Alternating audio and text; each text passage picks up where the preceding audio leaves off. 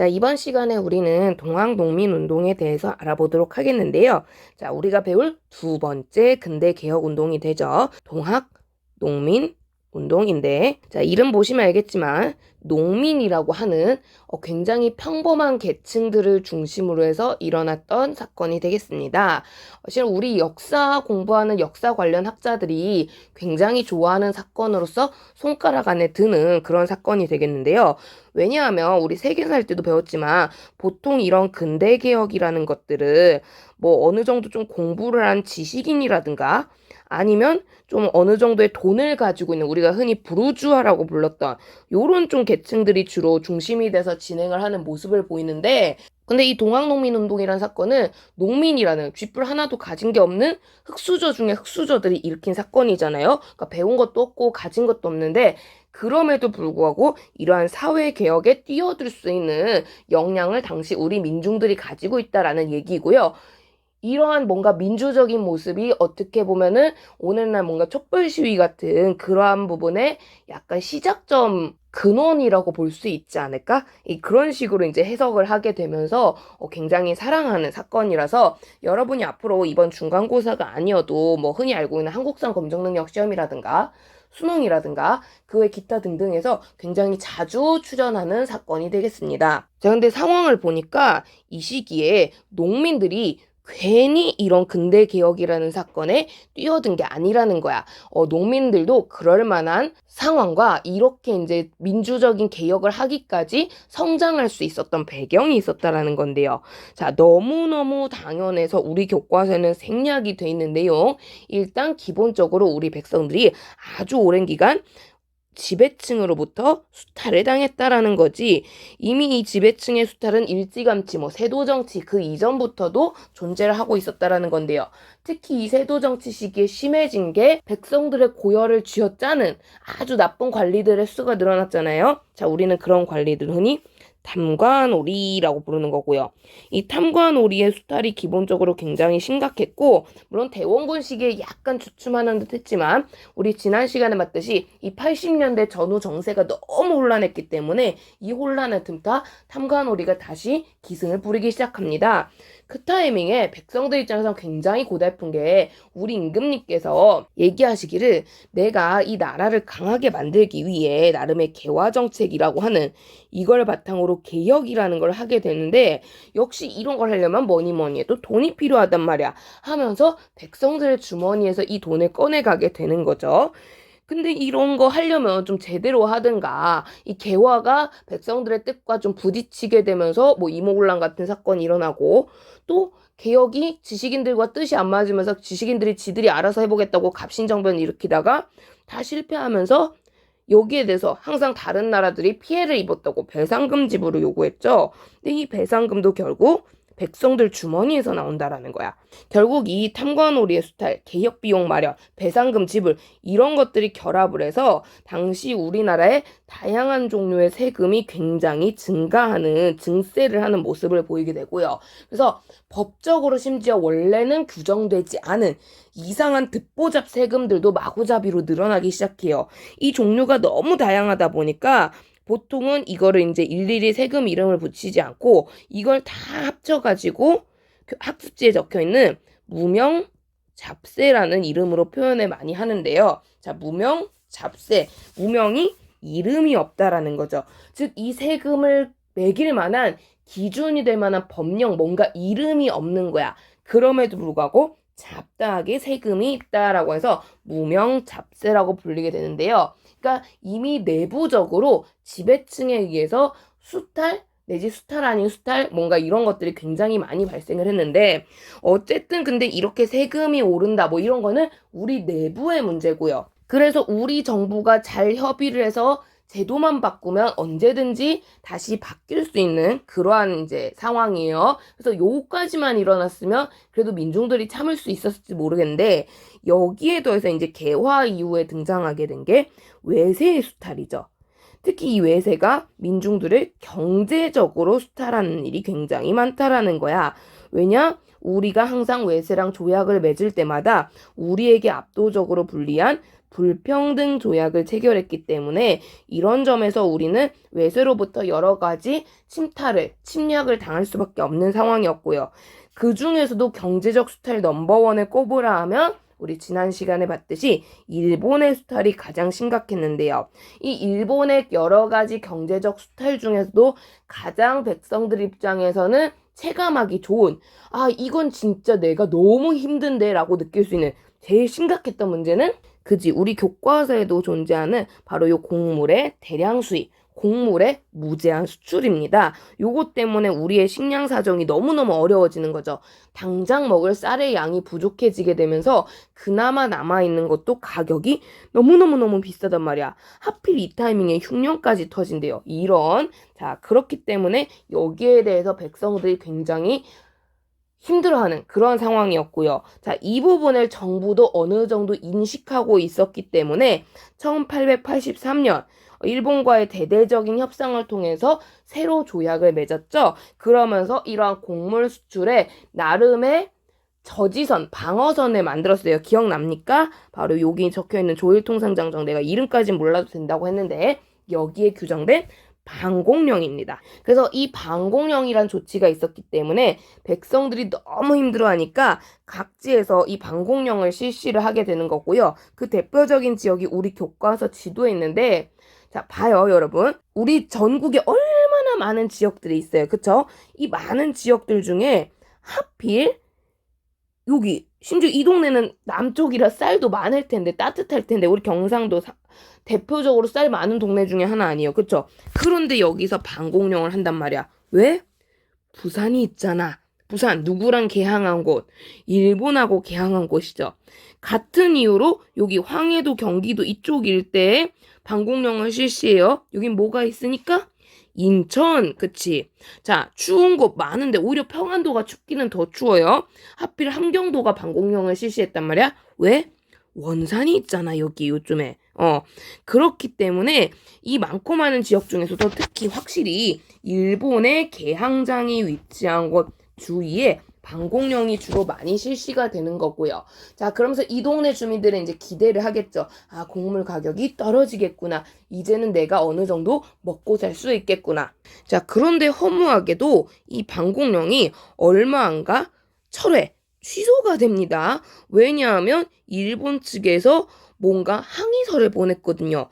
일본 측이 말하기를 우리 이 방공령이란 건 1개월 전 미리 알리는 그러한 조항이 단서로서 달려 있었는데 자기는 이 통보를 제때 받지 못했다라는 거야. 제대로 전달받지 못했기 때문에 이 방공령은 이루어질 수 없다. 취소 처리를 해야 된다라는 거고요. 심지어 이 과정에서 일본이 교역하다가 큰 피해를 입었기 때문에 여기에 맞게 배상금도 지불해라 라고 얘기를 한 거죠. 이 어처구니가 없어요, 여러분. 근데 여러분 상상을 해봐요. 정말 우리가 제때 안 알렸을까요? 그쵸? 상식적으로 제때 알렸을 것 같은데. 근데 문제는 이거에 대한 증빙 자료가 좀 부족해요. 부족하기 때문에 우리는 제때 알리고 일본한테 통지를 했음에도 불구하고 얘네가 땡깡을 부리는 건지 아니면 정말 우리 정부 측에서 미스를 한 건지 이게 명확하게 증명이 안 되는 거야. 결국 이것 때문에 방공령은 일본의 원대로 철회, 취소가 되는 거고요. 우리는 여기에 대해서 엄청난 배상금을 지불하게 됩니다. 민중들이 엄청 실망하는 거죠. 아니 정부는 기껏 방공령 이거 해놓고 뭐냐 이렇게 취소할 것 같으면 오히려 방공령을 실시하기 전보다 후가 나빠졌잖아. 배상금 문제가 있으니까. 우리 정부가 대체 할 줄 아는 게 뭐야? 믿고 맡길 수 있는 게 뭐야? 이러면서 이 과정에서 우리 조선 정부에 대한 신뢰도 요런 것들이 민중 사이에서 굉장히 하락하는 모습을 보이게 되고요. 그러면서 동시에 굉장한 불만. 아니 일본은 이렇게까지 뜯어갔으면 좀 요 정도는 넘어갈 수 있지 않나? 지들 그거 좀 손해 입은 게 우리가 당장 굶어 죽을 이 위기보다 더 심각하겠어? 라고 하면서 일본에 대한 저항감, 반일 감정이 굉장히 또 심각해지는 그러한 결과를 가져오게 됩니다. 민중들 사이에 뭔가 이런 식으로 당시 시대에 문제가 많구나, 당시 우리나라가 굉장히 힘이 없구나, 뭔가 이걸 바꾸는 조치가 필요한데 그걸 우리 정부를 믿고 있을 수만은 없겠구나 라는 의식들이 성장을 하는 거고요. 이걸 뭔가 표현하기 위해서 내 스스로 뭔가 움직여야 될 텐데 라는 의식을 가지면서도 이걸 쉽사리 하지 못한단 말이야. 왜냐하면 조선이란 나라는 자고로 신분제도의 구분이 엄격하기 때문에 이런 정치개혁 같은 건 양반님들이 할 일이지 우리 백성들이 원래 할 일이 아니란 말이야. 근데 백성이 안 나서면 안 될 것 같아. 그래서 굉장히 답답해하고 있는데 이때 이 백성들에게 니네가 개혁할 수 있도록 니네가 원하는 걸 떠들 수 있도록 만들어주는 종교가 있었다라는 거야. 이 종교가 바로 교과서에 나오는 동학인데요. 자, 우리 이 동학이라는 종교 보니까 2학년 때 배운 내용이 있어요. 그쵸? 자, 너무너무 당연히 여러분이 2학년 때 배웠을 거라 생각해서 교과서에는 나오지 않는데요. 정말 기억을 하고 있는지 정리 한번 해볼까요? 자, 우리 이 동학이라는 종교 누가 만드셨지요? 그치? 경주의 몰락양반이라는 최재우라는 사람이 만들었었죠. 자, 이 사람이 당시 조선 내에 유행하고 있던 서학, 천주교가 우리의 전통의 것도 아닌데 하도 인기를 누리니까 여기에 대해서 반발하고 이 서학에 반대한다라는 의미로 동학이라는 종교를 창시했죠. 그래서 우리의 전통 민간 신앙에서 장점이라는 장점을 쏙쏙쏙쏙 고르면서 동시에 낮은 계층의 사람들의 마음을 어루만져 줄 수 있는 인내천이라고 하는 사람은 곧 하늘이다. 하늘 같은 존재로서 모두 평등하다라는 주장을 설파를 했기 때문에 요 점에서 굉장히 민중들의 사랑을 받죠.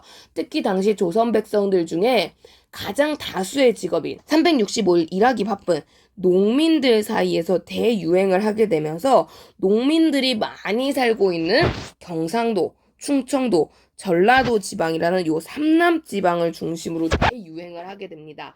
자, 그러다 보니까 점차 세력이 커지면서 정부 역시도 관심을 가지게 되는데 얼핏 보면 정부 입장에서 서학에 비해 동학은 상당히 친숙한 사상처럼 느껴져요. 아까도 말했지만 전통적으로 우리나라에 존재하던 불교, 도교, 유교, 기타 등등의 여러 사상들을 짬뽕한 거거든요. 근데 도무지 정부 입장에서 용납 못할 거. 이 인내천이죠. 아니 어찌 임금님이 노비 따위와 같은 존재일 수 있겠는가. 결국에는 이것 때문에 동학은 박해를 받게 되고요. 이 동학을 창시했던 최재우 역시도 일종의 사이비 종교를 만든 죄로서 처형을 당하게 됩니다. 그러면서 당시 이 동학은 서학과 더불어서 쌍두마차로 인기가 많았으나 동시에 같이 박해도 엄청 많이 받아요. 박해를 많이 받아가지고 실은 동학이 하마터면 사라질 뻔하게 되는데 다행히 이 최재우 밑에 아주 똑소리 나는 야무진 동생이 있었던 거지. 그게 바로 이 사진 속에 존재하는 최시영이라는 분이 되겠고요. 이 최시영에 의해서 동학이 한 단계 더 오히려 발전을 하게 됩니다. 특히 이 최시영은 당시에 동학과 관련된 책을 정리해서 쓴 걸로 유명한데요. 자, 동학의 일종의 성경책이라고 볼 수 있는 동경대전이라는 책과 이걸 노래 버전, 일종의 우리로 치면 찬송가죠. 바꿔버린 용담유사. 민중들이 쉽게 익혀야 되니까 이 용담유사라는 책 이렇게 두 가지를 쓴 것으로 유명하게 알려진 사람입니다. 이걸로 동학의 교리가 안정되고 오히려 더 많이 쉽게 전파가 되면서 이 삼남 지방을 중심으로 굉장히 큰 교세가 만들어지게 되는 거고요. 종교 세력이 만들어지게 되는 거고 여기서 동학이 상당히 좀 자신감을 가지게 되는데 그럼에도 불구하고 끊임없이 서학하고 같이 박해를 받았단 말이야. 그래서 동학이 처음에는 별로 할 수 있는 게 없었어요. 너무 박해가 심하니까. 근데 여기서 뜬금없이 등장하게 된 게 갑자기 어느 날부터 자기랑 동시에 같이 처벌을 받고 있던 이 서학, 천주교 세력이 인정을 받기 시작해요. 자, 조선은 몇백 년간 유교만 사랑해온 나라라서 진짜 심하게 사랑해온 나라라서 그래서 우리들을 다 미워하는구나 라고 생각을 했는데 개화 정책 도중에 갑자기 천주교가 인정을 받은 거야. 왜냐? 앞 시간에 이거 우리 배웠어. 프랑스 때문이죠. 프랑스와 조약을 체결하게 되면서 정부가 더 이상 천주교를 박해하지 않게 되는 그런 변화가 나타나게 된 거고요. 그래서 동학 입장에서는 자기들도 서학 못지않게 세력이 굉장히 큰데 천주교만 인정하고 자기들은 박해하는 게 너무 어처구니가 없는 거야. 솔직히 따지고 보면 동학이 서학보다 훨씬 더 유교랑 가깝기도 한데 이런 점에서 이거를 가만히 두고 볼 수가 없구나 라고 동학교도들이 뭔가 저항하는 일들이 발생을 하게 되는 거고요. 이 부분을 우리 교과서에서 교조신원운동이라고 소개를 하는 거죠. 즉 동학교도들 역시 정식으로 정부가 믿을 수 있게끔 탄압을 중지하고 동학을 인정해줬으면 좋겠고, 그리고 이 동학이 인정받는다면 사이비 죄를 만들었다고 억울하게 처형당한 사람, 최재우가 너무 억울하거든. 이 최재우의 불명예를 씻어달라, 최재우의 명예를 회복해달라 라는 식의 주장을 하게 됩니다. 정말 전형적인 종교적 운동인 거죠. 우리 종교를 정식으로 확실하게 인정해주세요. 우리 종교 미워하지 말아주세요 라고 하는 종교적 성격의 교조신원운동이 등장을 하게 되는 거고요. 근데 이 운동을 옛날 같으면 어떻게 보면 일종의 반역이기도 해요. 정부가 하지 말라는 거 막 하는 거잖아요. 되게 위험할 수도 있는 운동인데, 근데 되게 웃긴 건 이 지방관들이 이 교조신원운동을 목격을 하니까 옛날 같으면 당연히 처벌을 했을 지방관이 자기가 듣기에도 동학 말이 이해가 되거든. 동학 말이 공감이 가거든. 그렇잖아. 얼마나 억울하겠어. 같은 새로운 종교임에도 완전 다른 나라 거인 서학도 인정받는 시대인데 동학이 억울해만 하겠다라는 생각이 드는 거야. 그러면서 이 교조신원운동을 탄압하기보다는 오히려 응원하는 모습을 보이게 되고요. 일부 지방관은 되게 안타깝게 여기면서, 근데 얘들 안타깝게도 동학을 믿고 안 믿고는 내가 결정할 수 있는 권한이 아니야. 이거 누가 결정해야 돼? 임금님께서 결정해야 되거든. 아예 궁궐로 가봐 막 이런 식으로 막 얘기를 해줘요. 그래서 대궐 서울에서 국왕에게 상소까지 올리는 굉장히 대규모 세력으로 확장을 하게 되는 거고요. 심지어 이 교조신원운동이 더 성장하게 되는 데에는 동학을 믿지 않는 일반 백성들도 여기에 참여를 합니다. 왜냐하면 이때 백성들 입장에서도 꼭 동학을 인정해줬으면 하는 게, 앞에서도 봤듯이 당시에 우리 조선사회에 탐관오리가 되게 많았잖아요. 이 탐관오리들이 백성들을 괴롭힐 때, 백성들을 수탈할 때 너 동학 믿지? 그러니까 네 재산 압수, 이런 식으로 동학을 이용해서 교묘히 일반 백성들을 괴롭히는 그러한 수단으로 썼었거든요. 근데 동학이 인정을 받게 되면 탐관오리가 이제 그 짓거리를 못할 거 아니야. 그런 점에서 일반 백성들까지도 교조신원운동을 응원하고 함께 참여를 하게 됩니다. 그러면서 이 세력이 엄청나게 커지기 시작하는데, 이렇게 사람이 많아지니까 어느 순간부터 모두가 똑같이 이제 간판에다가 동학 인정 이렇게 쓰고 나오다가 몇십 명 할 때는 몇백 명 몇천 명 이렇게 늘어나니까 사람들이 몰래 여기서 꼭 동학만 얘기해야 돼? 보니까 지방관들 양반네들이 이것도 관심 많이 가져주고 인정해주는데, 임금님도 인정해주는데 여기 이왕 이렇게 된 거 내가 하고 싶은 말도 같이 쓰면 안 되나? 이렇게 되는 거야. 그래서 피켓을 들고 오는데 옛날 같으면 여기에 크게 동학 찬성 이렇게만 4글자 적었을 거면, 이제 요 동학 찬성 밑에다가 내가 하고 싶은 말, 내가 이 시국에 가장 하고 싶은 말 뭘까요? 우리 동네에 짐승 같은 놈이 있어요. 탐관오리, 처벌, 이런 거라든가, 혹은 임금님 배고파요, 쌀 가격이 너무 비싸요, 이런 거라든가. 그치? 뭐건 임금님 세금 좀 내쳐줘요, 세금이 너무 비싸요, 모명잡세 좀 어떻게 해봐요, 이런 거. 요런 피켓들이 등장할 수 있게 됐다라는 거지. 자, 그러면서 그 결정적으로 충청도 보은 지역에서 여기서 굉장히 대규모 집회가 열리거든요. 이걸 계기로 이전에 없었던 종교적이지 않은 여러 가지 정치적인 종류의 요구들이 등장하는 거고요.